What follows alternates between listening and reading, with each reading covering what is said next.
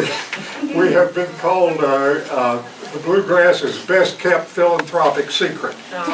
We're a classic rock and roll band. We don't play anything written after 1973. We also perform for free, but it must be for a charitable organization or a cause that is recognized by the community at large. On the average, we return $50,000 to the philanthropic community every year, which is done in fundraisers just like the one we're getting ready to do for you on April 12th. We work in cooperation with local restaurants and local venues that provide their space free of charge for the charity. This particular event will be at Natasha's downtown on Esplanade. It's good food as well as a good venue for rock and roll. So when is that? April the what? 12th? April 12th. And incidentally, I think most of you are probably aware, but April is Autism Awareness Month. Yeah. Perfect. Sharon and I have my wife Sharon is seated back here, and she's going to correct me on anything that I say that is not exactly right. So she'll kind of keep us in line. Sarah mentioned the people in the group. There are 4 of us. We're not really officially related to the medical community, although we are, I suppose you could say, vocationally to a great extent. Our keyboardist is a family practice physician, Jeff Fox, with Family Practice Associates here in town. Our drummer is an anesthesiologist, head of the anesthesiology department at UK Children's Hospital. The bass player is a marriage and family therapist, also with Family Practice Associates of Lexington, and I'm retired. I was a corporate affairs administrator for Ashland Oil, and there is no longer an Ashland Oil, but there is an Ashland Incorporated. So their headquarters for Valvoline is still here in town, and I still would recommend those products highly. When we play, we perform music, we'll provide the venue, we'll give you as much support for your fundraiser as we possibly can. However, the sheet that is going around for the good of the community tells you a little bit about what we kind of expect you to do as an organization to make this highly successful for your purposes. Sharon and I are familiar with autism support on a more extended basis, I suppose you could say. We have a grandson who is on the spectrum who lives in Columbus, Ohio. He was born in Richmond, Virginia, and his parents fortunately were flexible enough to be able to relocate. Virginia has very few resources for special needs children, and so they found out about the program at Ohio State University. Insurance. Let me correct that. They don't cover anything. Wow. It's all out of your pocket. Okay. So there's not a lot there. All right. So they were able to relocate to Ohio. Judson's been involved in the program at Ohio State University since he was about 4 years old, I suppose. No, 2. Well, he was in Richmond. Well, yeah, he had intervention for 2 years. Okay. Tell them about one more thing while you're talking about him, the thing he's doing at Vanderbilt right now. They might be interested in it. It's called SOARS, S-O-A-R-S. Yeah, I really... Why not? It's nationwide. It may well be, but it's a clinical trial that he is engaged in and signed up for actually, I think 3 or 4 years ago, and it just began. Is it the oxytocin Yes. study? Okay. Yeah. Yeah. See, Is they it know. nose spray or what is it? Is it nose spray or how are they? It's nose spray. Nose spray. He's just been on it 2 months. Well, yes, And but they don't know if he's on I'm the placebo. really not coming to talk, you all are the experts on that subject, and I'm really here to talk to you about rock and roll, which I know a lot more about. We really want this to be a successful fundraiser for you, but the difference in whether or not you raise $1,000 or $2,000 or whether you raise $10,000 or $12,000 is pretty much involved in how much you get involved. Tell your family, tell your friends, remind them how important it is.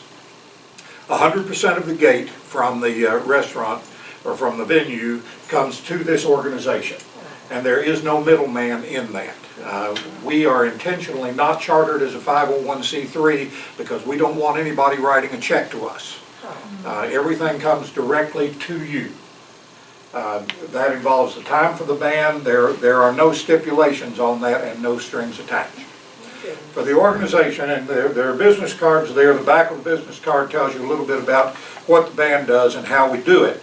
We do not advertise. We try to play once a month, but sometimes that turns into twice. We will book anywhere from 6 months to a year in advance, and we usually try to be very careful about selecting charities that are very serious about doing what they do and bringing something for the good of the community. If you have any questions at all, my number is on the card, it's on the brochure that's there. We also have a Facebook page, and we usually try to post some recent things from the programs that we've done. We had a very interesting program New Year's Eve, and we've kind of left that up for a little bit. I have never played a New Year's Eve party for a retirement village before. But we did the New Year's Eve party for Wesley Village down in Wilmore, and we played from 4 o'clock to 7 o'clock, and the ball dropped at 7 o'clock. I really, well, there's no need to go into that. However, I would like to invite you to our next engagement, which incidentally also will be at Natasha's, and might be a good thing for you to attend to see what the venue is like. It will be for the Wolf Run Wildlife Refuge. Some of you are familiar with that. Know that especially in this weather, their resources have been severely taxed, and they need some help providing for the exotic animals that are part of their charge there. That happens to be on March 15th. We usually do Sunday afternoons from 4 to 7. We found that's a good time to get people to turn out for charitable events. And as I mentioned starting out, if you want to hang around and have dinner at Natasha's, that's a good way of thanking the venue, and it's also a good way of treating yourself. They have some really good food. They've got some great gourmet dishes on the menu, and I always wind up ordering the hamburger. That's all I can say. If you have any questions, I will be glad to respond to them. Otherwise, I'll turn it back to you, Sarah. Thank you so much, Greg, for coming to tell us about it and for offering to do this for us. Right. We will be in touch, and I'll leave those to you. Thank you very much. Cody Davis and Alexis Rogers. right. And so we're both graduate students at the University of Kentucky, and currently we're practicum students, clinicians at the Casper Clinic at UK. We were invited last month when maybe some other universities were here, possibly, or another clinic.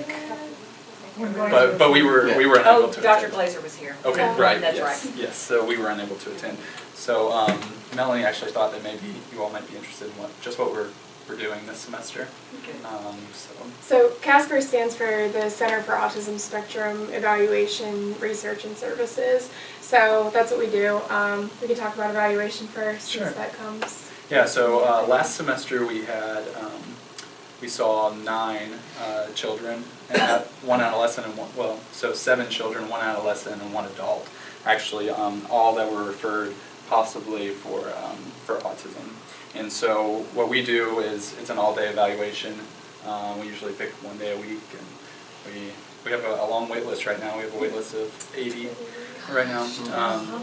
It's down from like 100 last year. Yeah. And so last semester we were able to do 9 about in a week, and this semester we're doing 6 evaluations, and that's based on just the resources that we have. This gets to decide how many kids we get to see. So our evaluations, like I said, are all day long. Families usually come in at 8:30 or so.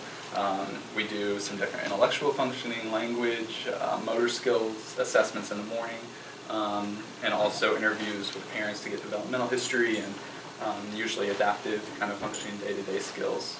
And then in the afternoon we do some more autism-specific diagnostic tools like the ADOS, where we're both supervised by Dr. John Campbell. Are y'all school psychologists? Yes, yeah, we're school psychology students. We actually had a student last semester from EKU also that helped. But this semester it's just Alexis and I. Yeah, so that's one big thing we try to remind people too, that it's just us, and then we have 2 supervisors who are licensed psychologists, and they're members of our faculty at UK. But it's hard to do a lot more with just the few resources that we have. So we do as much as we can. We try to help the community as much as we can. We're getting really good learning experience too. You know, we're a training clinic, so we're getting to learn those skills and being supervised by licensed psychologists, whereas we're also hopefully helping people out in the community. Yeah, we are primarily a training clinic, like Alexis said. So actually this semester we're so we're both third-year doctoral students. This semester we get some second-year students that are helping us out and doing some different assessments, and first years are observing. So that's kind of going to be the rotation from here on out. First years observe these evaluations, second years start, getting their feet wet, and third years they lead them. So. Nice, nice. And then with our treatment that we have social skills groups going on. We do them usually every semester, and we try to do them as often as we can. Last year we did one over the first summer session that we had at UK. So right now we're seeing eight different kids for the social skills groups. We have 2 different groups running concurrently. So we have students leading them, and then Cody and I get to supervise the groups, and first year students again get to come in and observe. So these are kids who already have diagnoses and they come to us for services, and the social skills groups are kids age 9 to 13. So that's who we're seeing right now. Yeah. Then we also have individual therapy options that Cody sees. Well, you see a couple adults Right. together. So yeah, we have a couple of adults, late 20s, early 30s, that we've made a small group of adults. And it's hard because there's not a lot of really good research about interventions for adults out there with autism or high functioning autism, Asperger's. So we've had to, adapt and kind of build our own program. But I think it's been really successful. They keep coming back. So the adults that you work with, is that a social skills group as well? So partly, both of our guys, there's some different things. We focus on social skills mostly, things like perspective taking, facial expressions, understanding different emotions. There's also a cognitive behavioral therapy function to it also, to focus on things like handling anxiety, handling depression. So yeah. As far as the social groups, For the adolescents. for the adolescents. Yeah. I guess, what degree of social skills do be required? I mean, you've got, as you described, really high functioning down to nonverbal. Would you be able to serve the whole range, or would you require a certain amount of social skills? Right. Well, our experience so far is that all of our clients so far have been verbal. But one group right now is focusing on like listening skills, focusing on those foundational conversation pieces, where the other group is actually focusing on some more complex social. Yeah, like understanding others' emotions and perspective taking. Learning how to like slip into a conversation, which is hard for me, to do. It's hard to do. Like when you're trying to join a group and knowing when to go into that conversation. So it's some more complex pieces. With our kid, I know some other folks in this group have kids that are kind of nonverbal or very limited verbal skills. So in the past, last fall, we had a small group of 2 or 3 students or clients that were nonverbal or single words mostly. So we have done that in the past. The reason we kind of focus on this population right now, this level of functioning, is because that's the parents that were coming to us that were requesting it. So. Yeah. So we do, before anybody starts social skills groups, we do a social skills assessment. So we work one-on-one with the child, getting to know their social skills and talking with the parent. So we get a better idea of what kind of group they would fit best into. And like Cody said, that's just kind of what was working with the parents who we contacted, and they said that they were available for this group.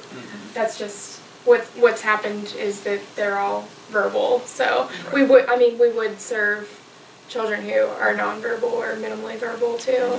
I guess you still got this website on UK-wide.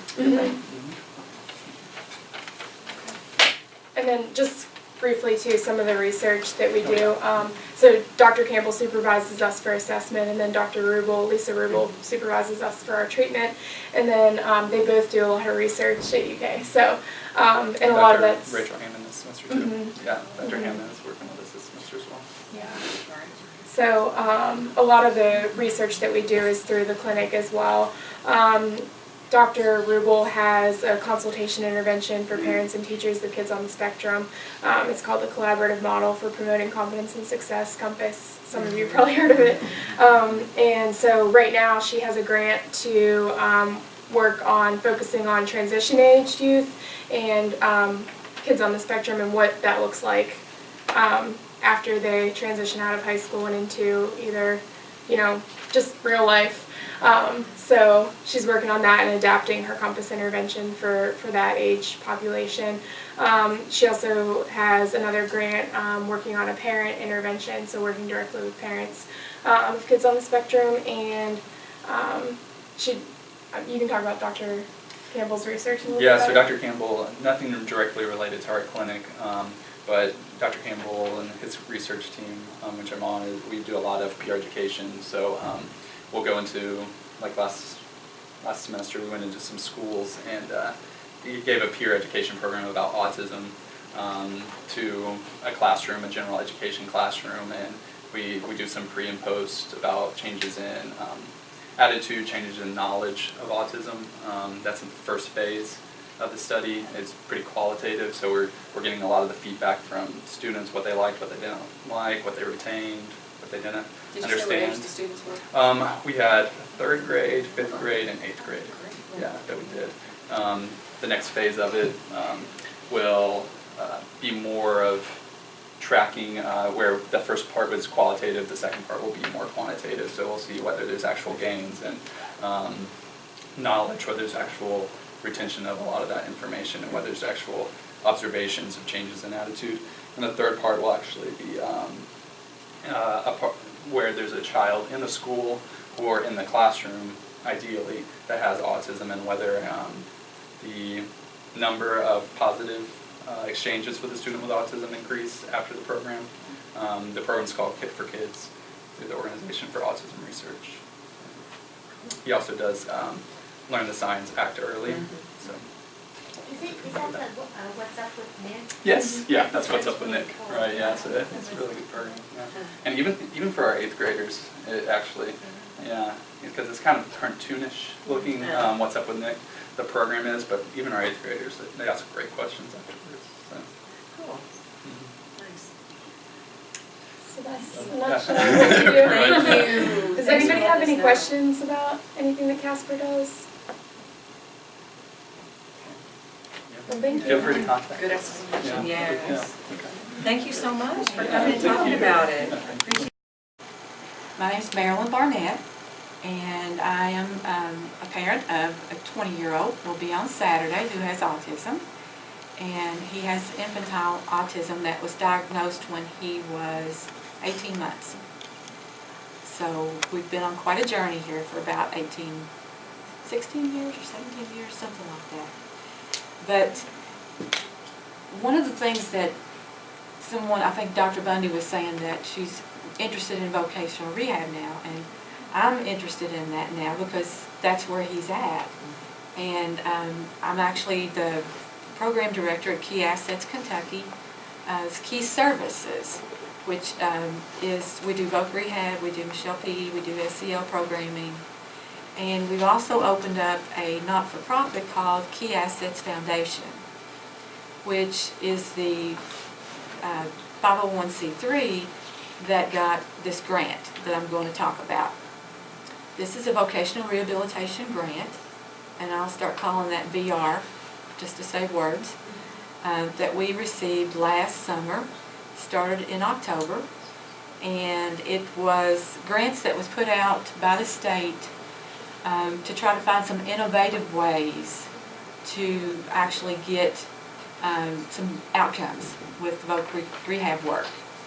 So one of the things that has always troubled me when we're doing voc rehab work is that we will do the PSEC, which is the person-centered plan, and then we start we feel like we know the person fairly well. We may know that they have some, specific social challenges, academic challenges, or a variety of issues that we might know is going to be an issue maybe when we start work. But we don't get to work on that until we get to work. Not like you would want to, because you need to be in the real setting to actually see what it's going to be like when you encounter those social skills difficulties or whatever the challenge is to working. So when we were trying to think about what this grant would be, I wanted to work on those skills as like you do the PSEP and then you can do this curriculum and then you can move into job development. That was my ideal, and what I've called it is opportunities to participate and transform, which is opt-in. And the opt-in concept is not just for us or the student, but it's also for where we're teaching the classes. It's also for the community. We're trying to get everybody to opt in. It's sort of a wraparound program that we've done. And so I'm going to go through the concepts. This presentation was created for a luncheon that we did January the 6th this year in Mount Sterling at the Sterling Meadows Center there. We had a community leaders and employers luncheon that we invited like 60-some people to come to. We had about 10 that showed up, but it was an amazing, amazing gathering of people across the spectrum of community leaders and employers to come and hear what we were doing and to get their input and comments about it and let them kind of see the other side of what their organization is missing out on. So this is geared toward talking to them, but we'll move through it. So we asked them, we kind of told them why they're here. And it's to overcome myths as to who can be employed.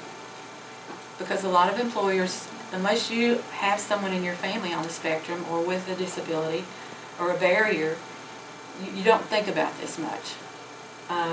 So we talked to them about we wanted to remove barriers that prevent individuals from participating in the community settings, in education settings, in employment settings. These are very socially valued roles that we need to have these individuals be able to participate in. And we needed their help. So we were coming to them, and one of the concept pieces of this program is that we decrease the distance between the person who wants to work and the places that they want to work, or the people who do the hiring. So this luncheon was the start of that, the kickoff. We described the kind of people that have barriers to employment. Veterans, a high school cheerleader who fell during a game. These are all people that are eligible for voc rehab services. A breast cancer survivor who's lost the use of maybe a dominant arm. A person with developmental delays or intellectual disabilities. Someone who doesn't have a traditional diploma or a GED. A quadriplegic, nursing assistant with a back injury, OCD, people who are in danger of losing their jobs. There's people that lose jobs all the time and they're not diagnosed with anything, but there's something there because they keep losing their job. So why is that? Someone who's had trauma, a lot of kids that's been in foster care, kids with autism in foster care. I mean, there's a lot of that.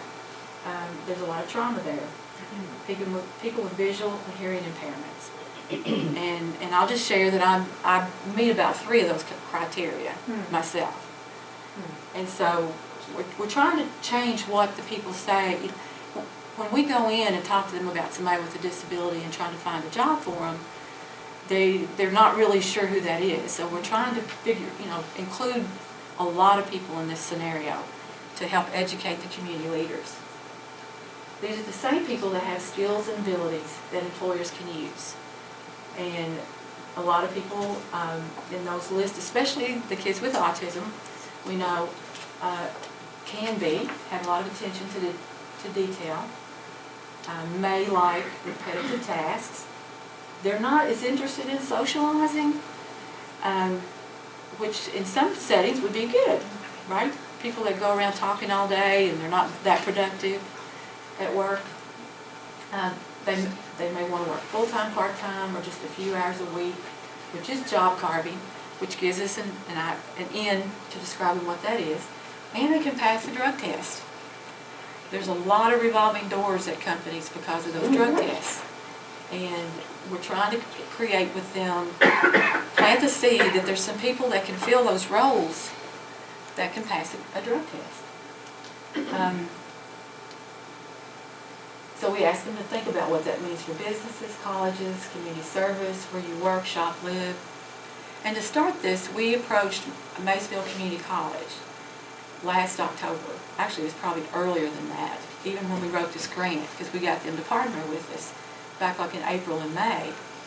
And it took us a few meetings to actually, everybody to come together and understand what we were going to try to do, which we wanted to teach a curriculum that we were going to create on career readiness for people with disabilities, people with barriers to employment, but we wanted it to be taught on campus because we wanted them to be in that socially valued role as a college student.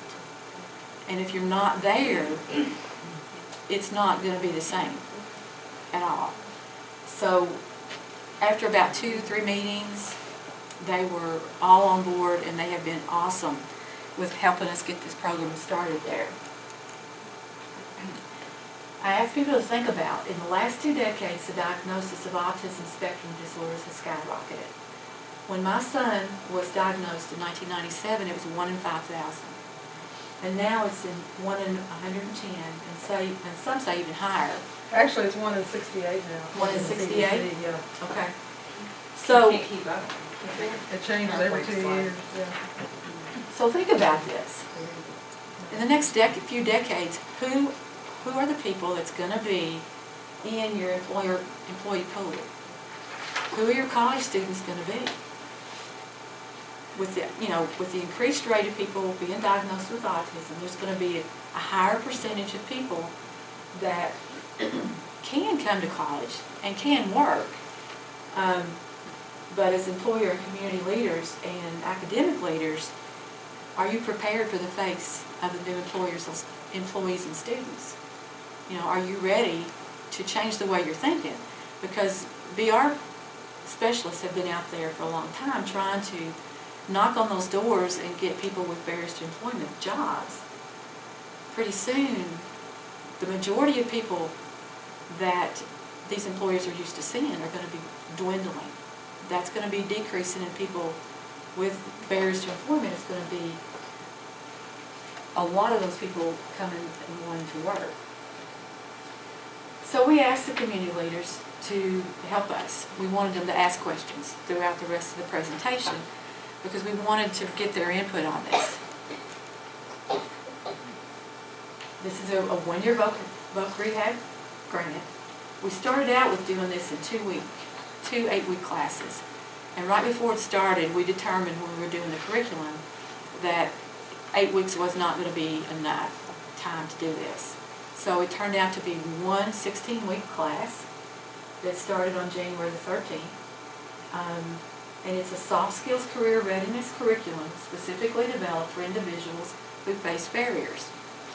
And it's a concept that that seeks to bring out change in the community at the same time. What do you mean by soft skills? Soft skills in meaning that how do you interact during an interview? So not specific technical things, just more social communication type things? Social communication, there's, not talking on your cell phone or checking texts or going in and immediately starting talking about something like trains or something. Hygiene. We go into a lot of detail about the hygiene and appropriate dress and how to address a boss. And you'll see later on about we're teaching them how to look in the newspaper for a job. And what are you looking for? Where is it at? What's the hours? Is that something I want to do? So there's lots of sections to this. But the concept is that we wanted to have opportunity. Opt-in seeks to provide opportunities for individuals to participate in the socially valued roles by creating partnerships that educate and transform both the individual and members of their community. And this would be, it's in 4 pieces here. So that's what we wanted to do. Persons with barriers could be somebody who already is a VR consumer, could be not. So they would go through the application process if they're identified. We are doing pre and post assessments so that before they start the class or in the first few weeks of the class, we do an assessment to see where they, what kind of curriculum do they need, because we actually develop 2 levels. One that is, there's not as much help in the curriculum when you look at it, and then a second level that has maybe, it has bigger font, more pictures, some clues to some answers to the questions. So it's in 2 levels, so we try to decide that, we get to know them first. They get to enroll in campus and complete the course, hopefully. And it also includes a lab. So what we instruct on Tuesday nights for 2 hours, on Thursday nights, we're actually in a lab at our office. So they're on campus on Tuesdays, in our office on Thursdays, and we go over hands-on things. We're doing more computer work, we're having them Google things. I wish I'd had one of the instructors with me tonight, but I wasn't able to do that. Maysville and Community College, they got to offer this course. It's not for credit yet, but we're advocating for that. We got a peer teaching assistant. A voc rehab consumer is a teaching assistant in the course. And our ideal is to have this go to other campuses under MCTC, but when it's set up, every course that runs will have a consumer as a teaching assistant. So that they're in a special, they're not only on campus, but they get to teach. And they're there as a peer as well. We have office lab at our office, and we're working on setting up a retail lab. So they get office skills and retail skills. We're hoping for college credit, and we're also looking at dual credit for high school students. That's great. So, and we're looking right now to start a summer class. I'm going to start conversations this week with MCTC to have a 3-week really intense course that would be 4 days a week, that would be followed by a job fair. Did you say that in the summer? In the summer. Oh, okay. Can people from other towns come? They sure can. Yeah. And then, But it's in Mount Sterling, right? right now it's in Mount Sterling. So Maysville Community College just has a branch in Mount Sterling? They do. Okay. I think there's 5 locations that Okay. MCTC has around the state. And our grant was to expand to one more, to add another campus site if we get the 2nd year of the grant. Where is MCTC in Mount Sterling? It is near Morehead State University campus. Is it at the Clay Community Center? No, it's not in that Clay community. Morehead State is, Yeah. but the MCTC is just across the road, basically. You know where the viaduct is, Mm-hmm. the bridge? It's right at the top of the viaduct where the red light is. Oh, I know where that is. Yeah. Okay. So they're within walking distance of each other. Yeah. You're saying that Morehead has a campus in Mount Sterling too? Yeah, Yes. at the Clay Community Center. That's where I grew up. They sure do. So we talked about the key assets, the person with the barrier, and college, and then the community leaders. What we've asked them to do is to participate in the program.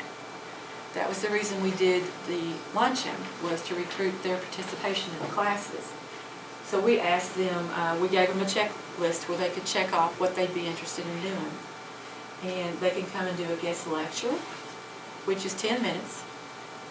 at most, and you tell us where you work, you know, who you are, what you do, what it takes to be a good employer, and what gets you fired. Just, you know, straight out what it is, and then see what kind of questions you get. You can also visit the class. We have people that come to our lab from the community to do the practice interviews. So that decreases the distance between the employer and someone who's going to soon be looking for a job.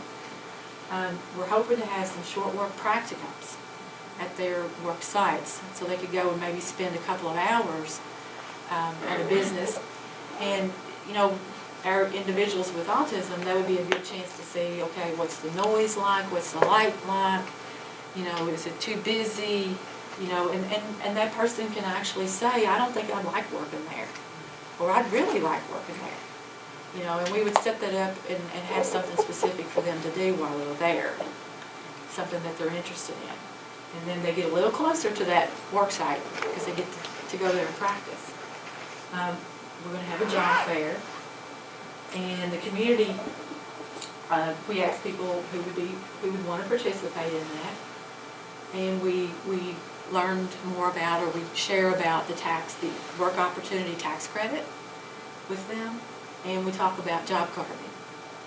So, you know, you just having everybody opt in, you know, it makes them a part of it, and I think that's going to prove to have some outcomes for the people when they finish the course. And the outcomes are very similar. It's very similar as to what the concept is.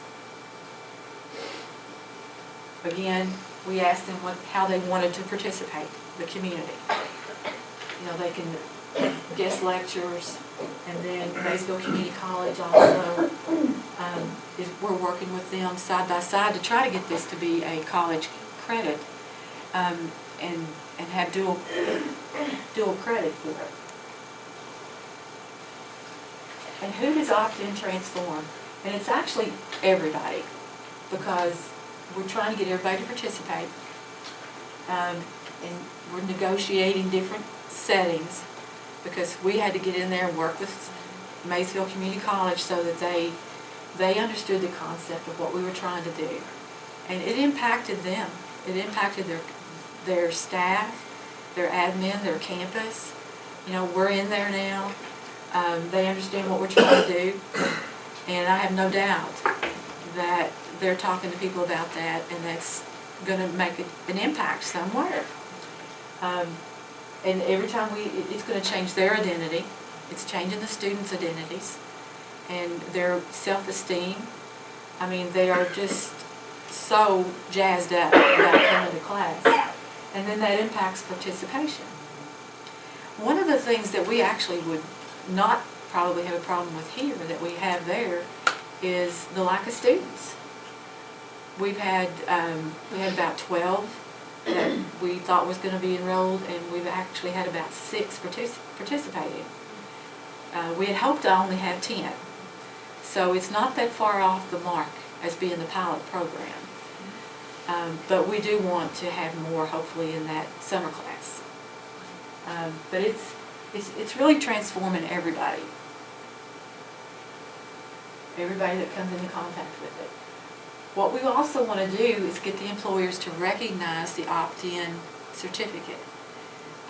There's that NCRC certificate. I don't know if you're familiar with that, but it's a National Career Readiness Assessment Test. I'm not sure if I got the acronyms right, but I know that the employers in Mount Sterling know what that NCRC is, and they know if it has platinum or gold or silver or bronze beside it. They know how much, you know, what the value of that employee is. So one of the reasons that we're interacting with the community is to get them to recognize the opt-in certificate if it's on a resume, so that they'll know what it is. But is this national, or are you saying that, so did you develop the curriculum, or was it already something you adapted from something else? Actually, it was developed for us, and it was developed by Special Ed Simplified. Is that the name of a company, or? It is. Oh, okay. Special ed what? Special Ed Simplified. It's 2 FMD teachers actually from Powell County, my son's teachers, and they developed this curriculum. She had already developed a curriculum for high school, and that is now a national curriculum that people are using. And I went to her and asked her if she would develop something for college level, for career readiness level. And so she was willing to do that, and she's created a double level curriculum so that we can assess and know which one is going to be the best for that person. These are the different units that's in the curriculum. It's applying for the job, keeping your job, personal appearance and behavior, safety, the job for me, and work-related academics. And it's only 6, but there's lots of lessons under each section. And they try to cover, I think, 1 unit in about 2 to 3 weeks. And whatever they're doing, like I said, whatever they're doing in the class, we try to reinforce that on Thursdays. Is this a daytime, in the daytime or evening? This class is running at from 4:30 to 6:30 on Tuesday and Thursday.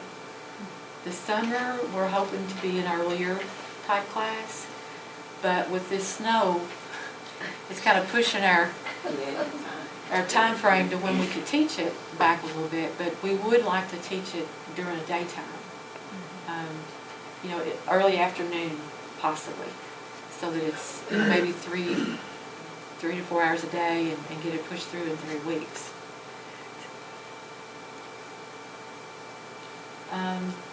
This is just an example of the lesson. There's a pre-test that everybody takes before the unit starts, and then like this is personal appearance and behavior. There's a pre-test, and then they go through how to dress for work, hygiene, being friendly, personal calls at work, gossip at work, and a post-test. So that's just one of the sections that we do. So then we asked them how they wanted to participate, and we filled out the sheets. And a couple of questions for them, like what is the most valuable employee traits and skills, so that they would have some.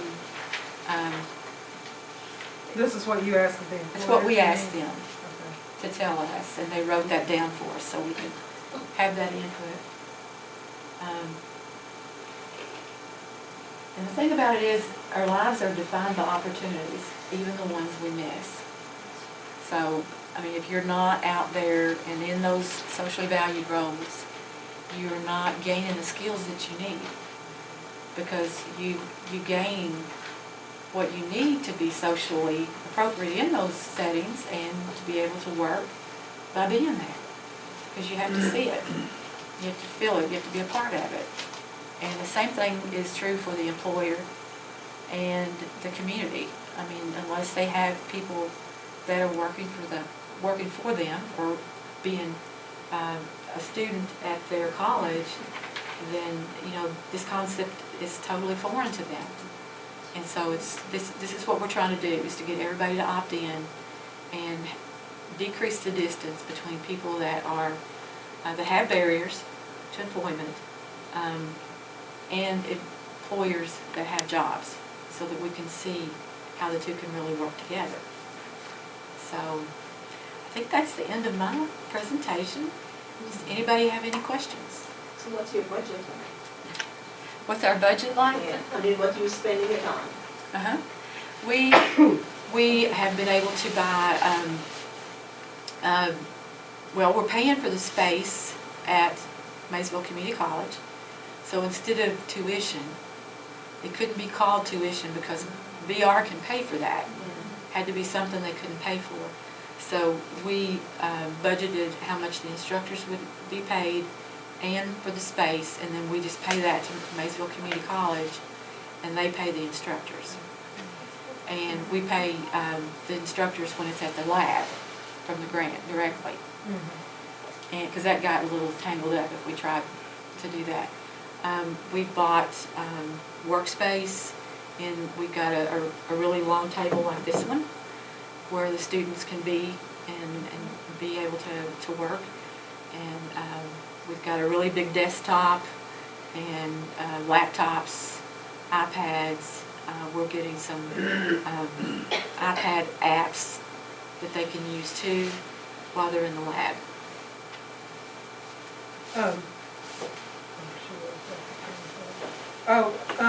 So this is a 1-year grant, but you're applying for a second year? Yes. And do you know how you're gonna continue the program once your funding period is over? Or will you be able We to hope sustain that it? this becomes a VR service. Oh, permanently funded then? And it's It'd possible. be great if you could replicate, if Yes. we Yeah. could We're all- replicate We all that need it Yes. for it. all Yeah. over the state. Raise your hand if you have somebody working Do you work with the Human Development Institute at all? I do. Okay. So Yeah. I work there too on a project for school age, but I'm very familiar with the support employment and the SHEP. I'm sure you're familiar with the SHEP program. Yes. So maybe, Yeah, we did SHEP for a while until they changed it to a different, that went into the colleges. where was it before that?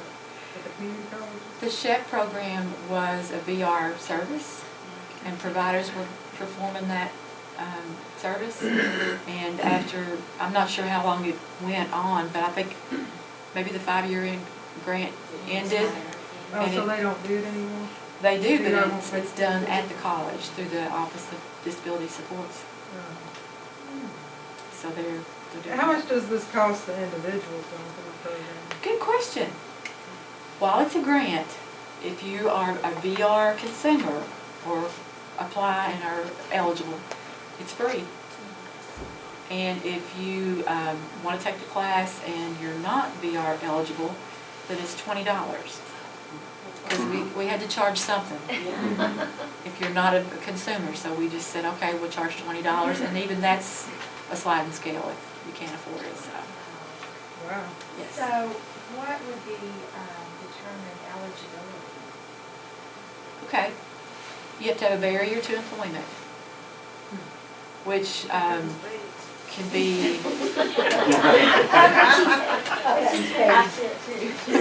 like I said, I fit too. I mean, you don't have things like, like, if they have behaviors, they don't get, or if they don't talk enough. Or if Yeah. they don't talk, or No, can't that's, read, and, you know what I'm saying? Like- okay, I think you're asking maybe two different questions. There's a VR eligibility, and then there's an eligibility for this class. Is that what you're asking? That's what she's asking, about the class. Okay, well, we don't really have a difference.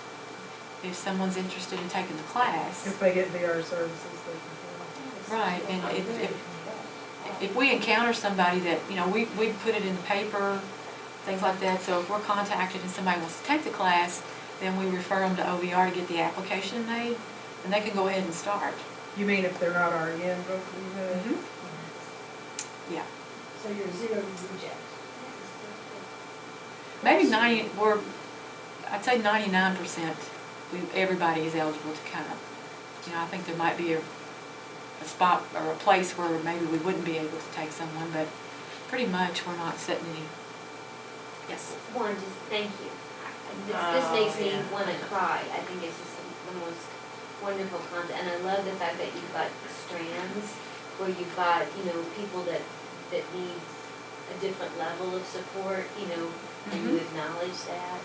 Are And- they in the same class, the people in the two different Yes. levels? They just have different materials? Yeah, when they open the book, they just have more help on the page. That is so cool. And I love the concept of the 2-hour, you know, the little practicums when you kind of do, you know, you have a chance to go to the place. I think the coolest thing about it is getting the employer by I community love leader that. by Yeah. That's really important. Because that's the biggest challenge to getting somebody to work, is getting in that door. Right. But also, say, you know, what happens sometimes, it causes people to lose their job once we do get them in, is we don't get a chance to work on this first.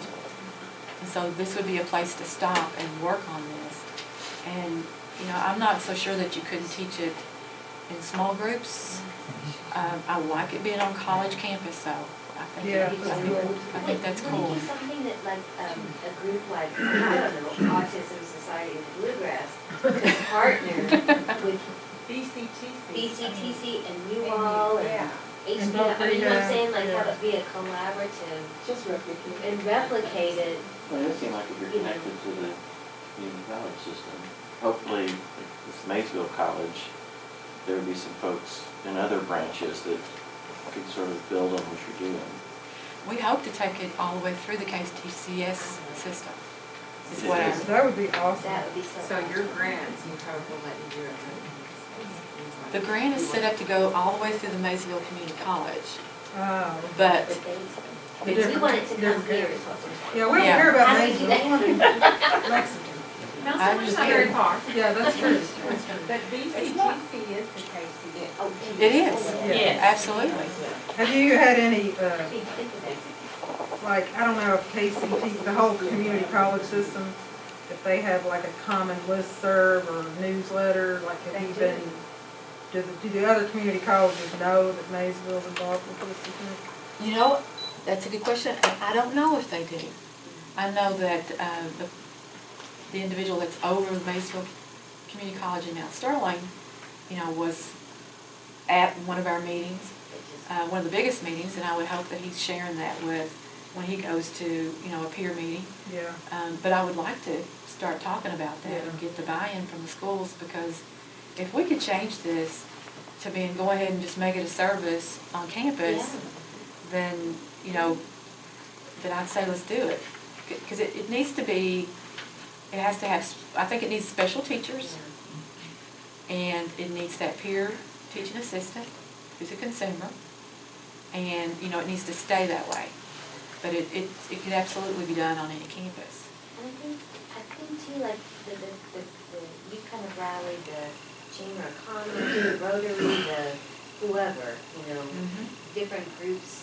You probably reached out to those groups to see if there'd be an interest, because those are leaders in the community. Right. To ask them to come to your luncheon. In my brain, I'm just thinking, oh gosh, that would be so cool to try to do something like that here in Lexington. I mean, I'm being very selfish because I want to pick this up, just prop it right here. But just to be able to begin that conversation, because I think many of us are kind of going out and doing this on our own. But how lovely to have something that's a structure, a place you can go to, and a group effort that we can support and be excited about. Because, you know, to me, it's just as important that, you know, all of my friends' kids have jobs too. You know, yes, I want my son to have a job, but I also want everybody else to have an opportunity for things like that. And how do you help people get to that place? And I love the concept of this class because that moves an agenda forward, if you will. You know, it's a very positive thing. So thank you. It is. And I'll tell you, the kids are just, like I said, they get jazzed about the class. But it's really neat to see, you know, these are not the right names, but see Mary Beth come and say, well, you know, where's John? You know, so there's social things going on between the students. And to be honest, we have to kind of have some counseling about that too. Because we're here to learn. But we work on taking breaks. Because they don't know how to take a break. Because they'll run to the bathroom and come back and sit in their chairs, and we're like, no, you need to go out there and go sit down at that table for about 5 minutes. You know, that's what taking a break is for. That's what it's about. So we're trying to teach that, and even at our lab, we have them take a break. It's a purposeful activity. Somebody tells you to take a break, this is what that means. So who is the key person in community college who coordinates with the grant? It's through the workforce development is where we started. Mark Lambert he does like all the plumbing, all the HVAC courses that are taught there. And I'm not sure, Chris Graber had his name somehow, and we hooked up with him, and he's like, well, let's just see how we can do this. Do many of the students have assistants come with them? We haven't had anybody come with an assistant yet, but they can. Some people are on like SEL waivers or Michelle P waivers, and then they have somebody with them. You know what? I take that back. We have, I don't know why I said that. Because we do, we have two people. We have two people that we have, one in the SEL waiver and one in the Michelle P. waiver with us that come to the class, and their support person comes with them. So if somebody from Lexington, if they wanted to drive to Mount Sterling, could the folks from Lexington join your summer program? I think so, yeah. Yeah, because we're gonna be, I mean, like I said, we really wanna see, we wanna see a good group in the summer. I'm curious, we've talked with the community college staff. Have they ever talked about just kind of substantially broadening the scope and making this part of just the employment office? Because I'm wondering, if we learn things about special ed techniques for our kid with autism, I think, oh, well, this would work just as well on the other kids. And I'm wondering if you could, if the colleges have said, hey, yes, this is designed for people with special needs, but really any kid at the school could benefit. Oh, sure. That's why it's why it doesn't say it's for people with disabilities. It says people who have barriers to employment. Yeah. Could be your KTAP, could be, someone over at adult education who's working on their GED, but could still come and take this class. Because that's all about, words and numbers and writing and reading, and this is different. So, they could come and take this class while they're in the GED program. Yeah, I'm just thinking of the employment placement office at UK, and I was thinking, that the program you described would be something they might want to just offer to any student who felt they needed it. I will try that. Yeah. Our 15-year-old son had an opportunity to be involved with the Summer Youth Employment Program that's through the LFUCG, the Fayette County government, and it has many similar but different, and it's really focused at-risk kids. And they, when we were going through it, I kept going, if you could take this class and begin to kind of put it together, I said parents would pay tuition in order to be able to get some of these, some of this information to their young person.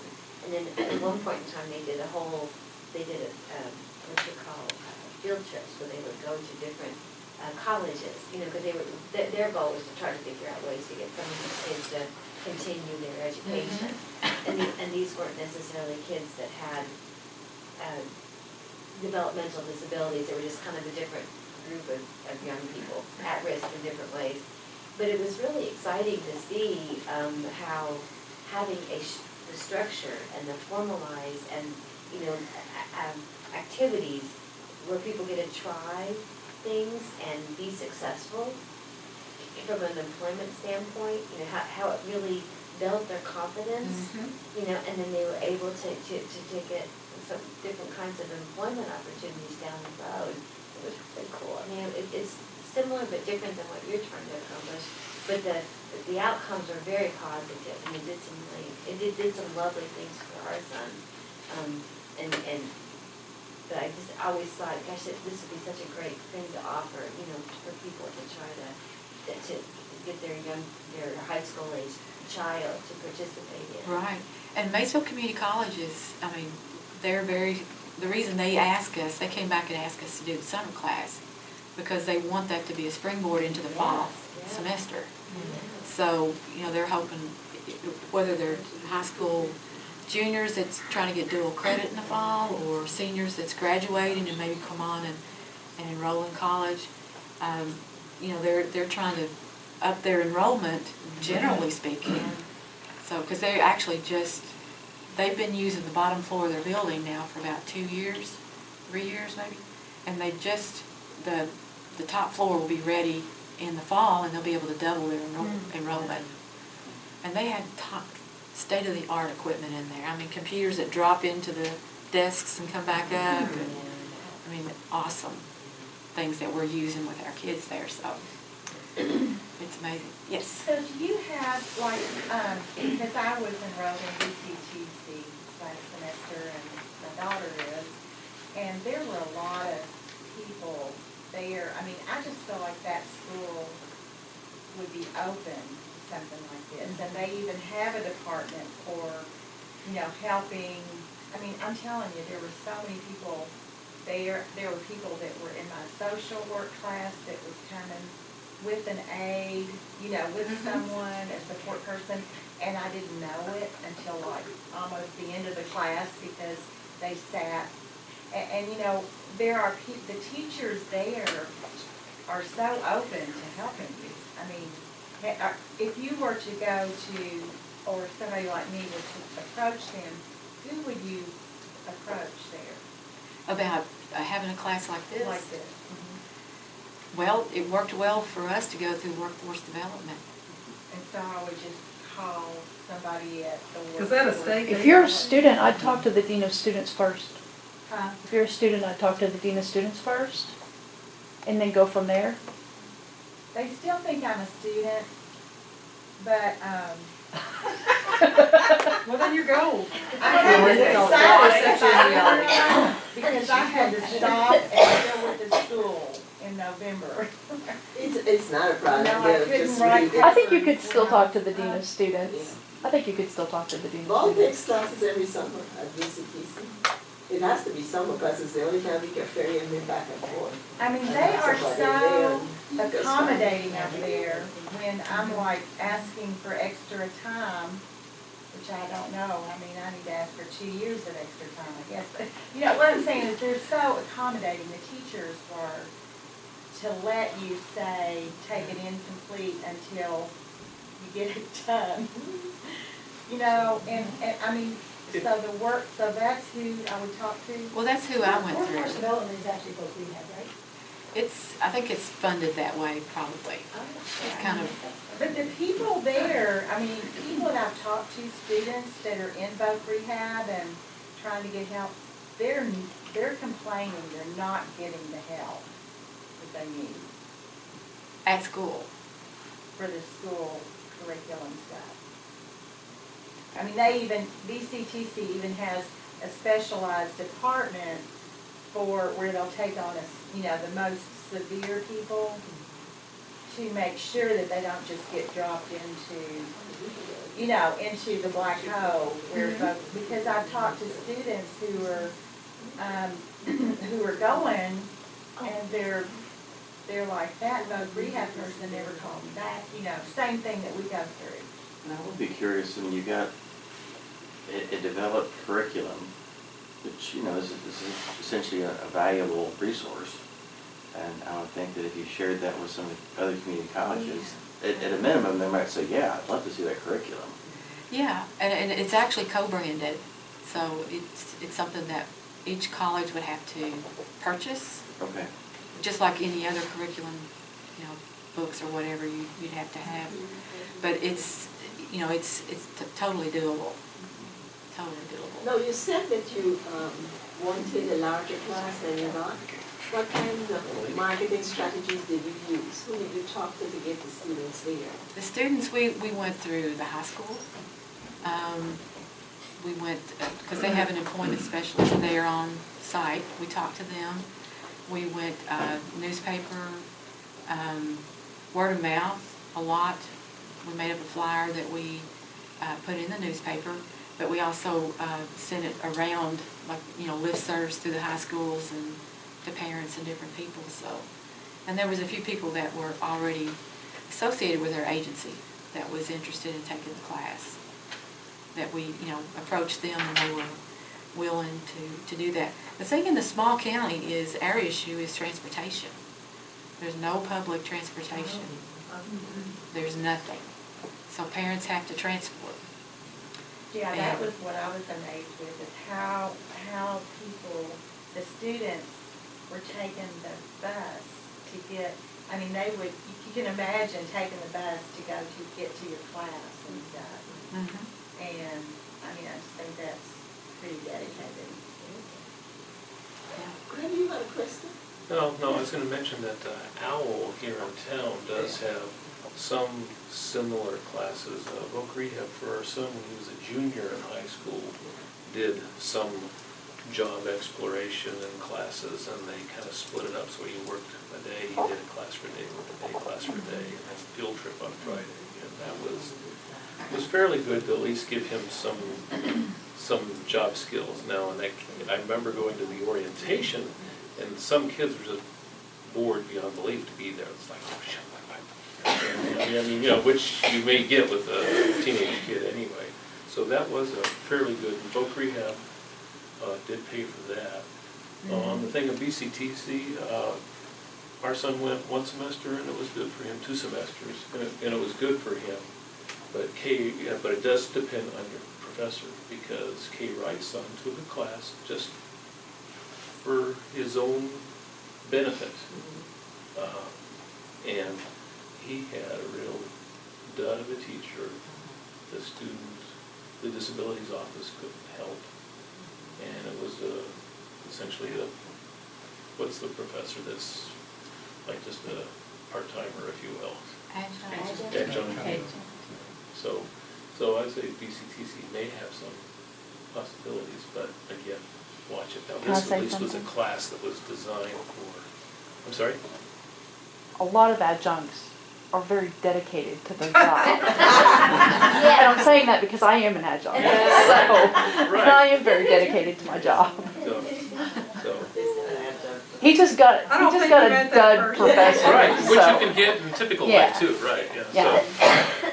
So, there's some PhD dud professors too, so, But yeah. BCTC It's all has, dependent on the person. Sorry, Joe, BCTC has a coordinating office because one of the Ball's SCL workers had that job. But what she does is identify people who need tutoring or special levels of help and gets them set up with a tutor with somebody else. If they're having difficulty in class, they do that. So, you know, you have to seek out the resources that will help you. And the Disabilities Office identifies some of those instructors who are better. I help my at working students with even if people. they refuse to go to the disabilities office. Yeah, So, yeah, I advise them to do so, but I help them anyway. Yeah.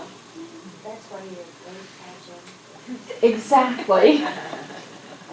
And there are a lot of them. I know that there are a lot of great adjunct professors out there who are very dedicated, just some of them aren't. Melissa, wait, Yeah. Melissa? What's your name? Marilyn. Marilyn, okay. I knew it started with an N. You said that at your kickoff luncheon, you only had about 10 businesses represented. we Did you did. get more buy-in after that, or was that enough? It was enough to get started. And we're actually gonna be doing the same luncheon at the surrounding counties. Oh, As we're preparing, when you were asking about marketing, we're gonna do the same similar type luncheon for the contingent counties okay. to try to get counties to, well, just to educate and then get students and get people that might come over and participate in the program. Could we, I was just curious, what kinds of employers you had come, out of curiosity? What kind of employers? When you had your initial meeting, what kinds of employers? We had the came? Chamber of Commerce, we had I don't know if it's called the president or not, but the head of the St. Joe Mount Sterling came, KDMK Manufacturing. Did you get L8 there? L8 did not come, but that's. Well, I just imagine they're a pretty big employer. Yeah, they are. It'd be great if you could get them on board. Yeah, I've taken a tour down there and tried to work with them. But we had adult education, workforce. It was, the college came, so it was some of the same players that we already kind of had started with. But there was one therapist who actually referred a client after that and said she'd be willing to come and do interviews. And that young lady's actually attending. So, and she's from another county. So we were real pleased with that. So it's, you know, like I say, there's an impact someplace. But we need to do more Well, outreach. here within the Chamber of Commerce, because I've been a member of that, and I'm not now right now, but they have like monthly deals where they have down at the chamber, they'll have tables set up for networking and stuff like that. And it does overlap because a lot of people that are members, you might have agencies in there working with people with, voc rehab. There's a whole bunch of disability type things going on that are members Chamber of Commerce. And so basically what you would do is get, just in that group, join the chamber. I mean, why couldn't we join as ASBG or something? You can, it's only $300. It's $300. Well, that's cheap. It is, To get everybody pays like $10. That's cheap to get into their networking groups, Yeah. is what I'm saying, and get our kids in there. Yeah. I was trying to talk people into joining, but I'll join. I think it's a great idea. It's They said we could well join as an organization. As an organization, because, I mean, I can't afford that. We could do that. We can do that. I mean, That'd be a great idea. yeah, we just had a And, fundraiser. and once the group joins, anybody, we can all go. I mean, they invite anybody in the group to go. Right, then we could send up. Yeah, our chamber's been really good and they're gonna they have a meeting once a quarter with all the HR directors in town. So that's something that Once we you have a have to. person, I'll go down and join. Once you have a person, they send me information. And then that. Well, does anybody else have any questions? Thank you so much. Thank you very Yeah, much. thank you. Thank you.